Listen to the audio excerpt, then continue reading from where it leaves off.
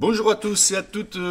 Voilà, nous recevons encore dans notre radio de la Dordogne, Madame Chatafouille. Madame Chatafouille, bonjour pour cette petite info. Alors, vous venez dans nos bureaux parce que là, vous avez une info de la haute importance. Nous allons parler de ce qu'on pourrait dire de chasse au trésor ou de détection. Oui, bonjour à tous et à toutes. Je suis très contente d'être encore avec vous à ce jour. Alors, c'est vrai qu'il y a des questions que ça serait mieux de poser à mon frère. Mais bon, comme je l'ai beaucoup suivi, je peux répondre à certaines questions. Et on va dire un petit peu une colère, une très très grosse colère de ce qui vient de se passer. Vous savez, c'est une affaire qui date quand même un petit peu. Alors c'est un monsieur en détectant. Donc souvent il sort souvent en famille avec ses enfants et tout. Et là avec une autorisation en main, donc il va dans un champ de labour. Et grâce à son détecteur, au bout d'un certain temps, en dépolluant ce terrain, il trouve une main en bronze. Il faut savoir, parce que suivant les informations que nous avons, suivant aux appels téléphoniques qui ont été passés, ce qui n'a pas été facile, ce monsieur qui a fait ça tout à fait honnêtement et fortuitement en trouvant cette fameuse main en bronze qui, quand même, il faut le savoir, qui a actuellement 3500 ans. C'est énorme. Superbe objet qu'il a pu trouver dans ce terrain de labour qui aurait pu rester encore des décennies et encore des décennies. Donc évidemment, ce monsieur se défend, car une plainte a été posée contre lui, et donc parce que forcément il n'avait pas le droit de sortir cette main de ce labour. Donc les dires des archéologues, si je dis bien le service archéologique, qui fait partie de la Suisse, a dit textuellement que tout objet archéologique ne doit pas être déplacé, car évidemment, vous comprenez bien que ça fait des manques d'informations sur cette main. Ça dépend comment qu'elle se retrouve. Si elle est à l'endroit, si elle est à l'envers, si elle est un peu plus sur la gauche ou sur la droite. Est-ce que cette main se posait sur la tête ou alors peut-être aux fesses? Allez savoir. Bref, toutes ces informations, ils ne peuvent plus le déterminer, car cette main était sortie de la terre. Alors, moi, je rigole énormément.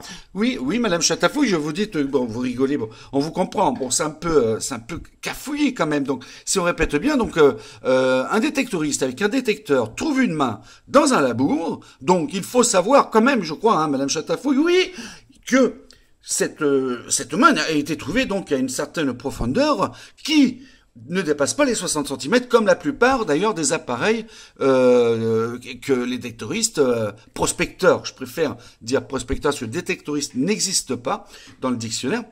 Donc ces prospecteurs qui détectent, à grand maximum 60 cm de profondeur, peut trouver effectivement des artefacts ou alors on va dire même des objets qui peuvent faire partie de l'histoire ancienne.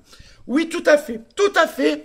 Le fait, ce qu'il faut préciser, c'est que justement, là, c'est dans un labour. Il faut savoir qu'un tracteur, quand il laboure son champ, vous voyez, il ne peut pas labourer à 10 ou 15 cm.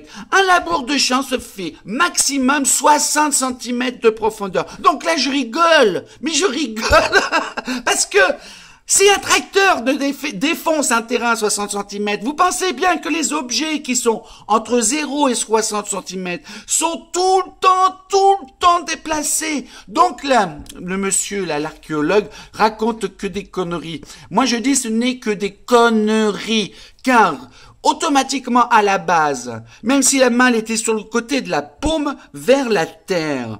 Comment voulez-vous un tracteur? Il s'est dit, tiens, une main, c'est vieux, tiens, on va passer les lames à côté, on va l'éviter, mais attends, mais faut arrêter de prendre les gens pour des cons. Non, mais c'est un scandale. Ce n'est pas la première histoire, de toute façon, qu'on voit ainsi. C'est partout pareil. On sort, on pond des lois, etc., sur la sauvegarde du patrimoine actuellement, auquel, ouvert dans le ciel, 1,55 € d'ailleurs, qui est redistribué pour le service patrimoine, et que le reste, tout le monde se gave. Et puis, il y a encore des cons qui vont acheter des tickets. Comme ça, déjà, ça me fait bien rire. Oui, attendez, Madame Chatafouille, là, on parle juste d'une affaire. Là, ça, c'est une autre affaire, on va dire que l'État arrive à piéger finalement le contribuable en prenant son argent dans son portefeuille. Mais vous les dépensez d'ailleurs par rapport à cette histoire. Une petite parenthèse, Madame Chatafouille. nous avons remarqué quand même que bon, les gens achètent beaucoup, donc ça fait quand même pas mal de cons sur Terre. Mais enfin, en France, tout du moins. Et puis le fait, c'est que Madame Chatafouille. Bon, après, il y a quand même un gain, donc les gens, ils disent toujours, bon, voilà, si on peut gagner un peu d'argent sur le dos de l'État, c'est bien, quoi, hein. Oui, oui, oh bah, oui, si vous le dites, et si vous voyez ça comme ça, oh bah, je veux bien. Mais enfin, bon, qu'est-ce que vous voulez? C'est comme ça, c'est la roue qui tourne. Ah, pour revenir à ce monsieur, moi, je suis de tout cœur avec lui, hein, parce que franchement, c'est encore des conneries. Il a raison, il faut porter plainte que cette affaire, pour qu'on puisse connaître la suite de cette affaire. Alors, j'espère parce que l'info, bon bah forcément c'est la RTN qui a donné cette info. Hein, vous avez tout ce qu'il faut. Donc d'ailleurs, il y a un petit groupe qui a l'air d'être fort sympathique. Hein, c'est détection-trouvaille.com qui est sur Facebook. Et là, par contre, vous avez toutes les infos sur cette affaire. Voilà, bah écoutez, écoutez, faut que j'y aille hein, parce que j'ai des courses à faire. C'est bientôt le week-end. Donc, bah écoutez, je vous remercie beaucoup. Bah écoutez, Madame Chatafouille, mais merci à vous et je vous dis à une prochaine. Allez. Ciao, ciao, Madame Chatafouille, puis faites bien attention à vous quand même. Hein. Au revoir, Madame Chatafouille. Au revoir à tout le monde.